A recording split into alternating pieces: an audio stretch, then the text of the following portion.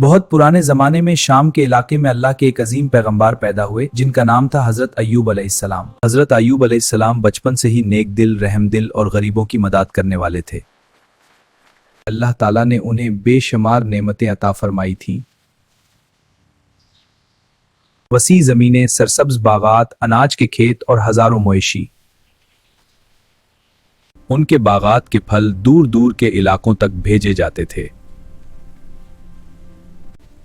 اور لوگ کہتے تھے کہ ایوب کے باغات میں بڑی برکت ہے۔ حضرت ایوب علیہ السلام صرف مالدار ہی نہیں بلکہ بہت سخی بھی تھے۔ خدا تم سب کو برکت دے۔ ان کے گھر سے کوئی بھی خالی ہاتھ واپس نہیں جاتا تھا۔ یہ لو، یہ تمہارے لیے ہے۔ جب حضرت ایوب علیہ السلام جوان ہوئے تو ان کی نیکی، تقوی اور اعلیٰ اخلاق کو دیکھتے ہوئے ان کی شادی کا ارادہ کیا گیا۔ چنانچہ ان کا نکاح ایک نہایت نیک اور باحیا خاتون حضرت رحمہ سے ہوا۔ اے ایوب، رحمہ صابر، وفادار اور اللہ سے ڈرنے والی خاتون ہے۔ اے ایوب راہ کے مطابق وہ حضرت یوسف علیہ السلام کی نسل سے تعلق رکھتی تھیں۔ اپنی نیکی و وفاداری کی وجہ سے تاریخ میں ایک عظیم مثال بن گئی۔ اللہ تعالیٰ نے حضرت ایوب علیہ السلام کو بے شمار نعمتوں کے ساتھ ایک بہت بڑا خاندان بھی عطا فرمایا تھا۔ روایات کے مطابق ان کے کل 48 بچے تھے۔ ان میں 24 بیٹے اور 24 بیٹیاں شامل تھیں۔ خدا کا شکر ہے کہ اس نے ہمیں اتنی بڑی اور خوشحال اولاد سے نوازا ہے۔ ان کا گھر ہمیشہ بچوں کی ہنسی اور خوشی سے گونجتا رہتا تھا۔ کچھ بچے باغات میں کھیل رہے ہوتے، کچھ صحن میں دوڑ رہے ہوتے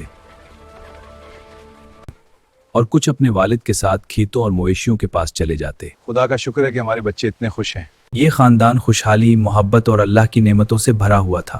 اللہ کا شکر ہے اس نعمت کے لیے۔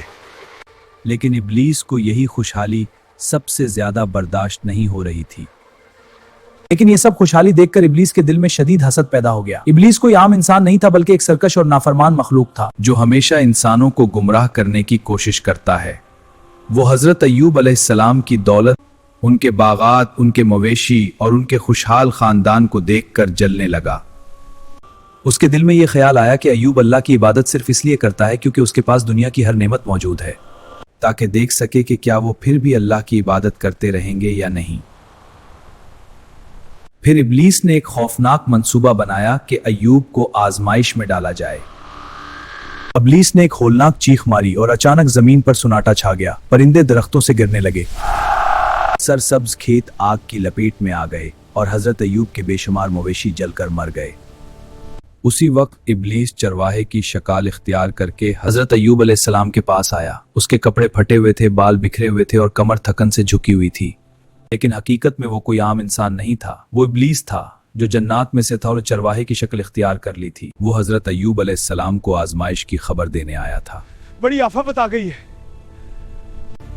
اے ایوب، دیکھو تمہارے کھیت جل گئے، آسمان سے آگ برسی اور تمہارا سب کچھ تباہ ہو گیا۔ اس نے کہا، اے ایوب، دیکھو جس خدا کی تم عبادت کرتے ہو اس نے تمہارا سب کچھ تباہ کر دیا۔ حضرت ایوب کی آنکھوں میں آنسو تھے لیکن ان کی زبان پر کوئی شکوہ نہ تھا۔ انہوں نے کہا، اے اللہ، یہ سب تیرا دیا ہوا تھا، تو نے لے لیا تو بھی میں راضی ہوں۔ ابلیس کا پہلا وار ناکام ہو گیا مگر وہ مزید غصے میں آ گیا۔ اس نے سوچا کہ حضرت ایوب علیہ السلام کی خوشحال زندگی اور اولاد کو نقصان پہنچا کر ان کی عبادت کا صبر آزمائے۔ ابلیس نے اپنے 6 رخ شیطانی طاقت کے ساتھ منصوبہ بنایا کہ وہ حضرت ایوب کی اولاد پر حملہ کرے۔ جب بچے گھر کے صحن اور کمروں میں کھیل رہے تھے تب اس نے زمین کے بنیادیں ہلا دی۔ ایک زوردار دھماکہ ہوا اور حضرت ایوب علیہ السلام کا گھر ایک ہی پل میں زمین بوس ہو گیا۔ گھر کے ملبے کے نیچے جو بچے کھیل رہے تھے ان پر موت کا سایہ چھا گیا۔ سارا گھر اور خوشی کا ماحول ختم ہو گیا اور صرف سنسنی اور خاموشی چھا گئی۔ اس گھر میں ان کے 48 بچے موجود تھے جو ملبے کے نیچے دب کر فوت ہو گئے۔ ابلیس استاد کی شکل میں آیا اور بولا، اے ایوب، تمہارے پیارے بچے اب اس دنیا میں نہیں رہے۔ حضرت ایوب نے گہری آہ بھری اور پھر سجدے میں گر گئے۔ انہوں نے کہا، اے اللہ، اب میرا دل صرف تیری عبادت کے لیے رہ گیا ہے۔ ابلیس اب غصے سے پاگل ہو چکا تھا۔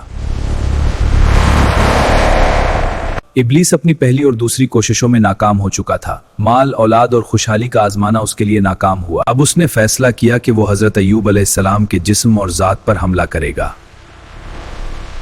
जब हजरत अय्यूब अल्लाह के आगे सजदे में हाजिर थे, तब इब्लीस ने पीछे से एक जहरीली छू मारी। उसकी तकलीफ ऐसी थी जैसे जहन्नम की आग की एक लहर उनके जिस्म में दौड़ गई हो। यह जहरीला असर गोश्त और खून में फैल गया और हजरत अय्यूब के जिस्म पर शदीद दर्द छा गया। लेकिन हजरत अय्यूब अलैहिस्सलाम ने फिर भी सब्र और अल्लाह की रजा के साथ बर्दाश्त किया। उनका दिल और जबान सिर्फ अल्लाह के जिक्र में मशगूल थी और उन्होंने शिकवा नहीं किया। हजरत अय्यूब अलैहिस्सलाम के जिस्म पर जख्म और जलने के असरात नमायान हो चुके थे। उनके गोश्त में से कीड़े निकलने लगे और जख्म खुले हुए थे। वही हाथ जो कमजोर हो गए, इन्हें उठाना भी मुश्किल था।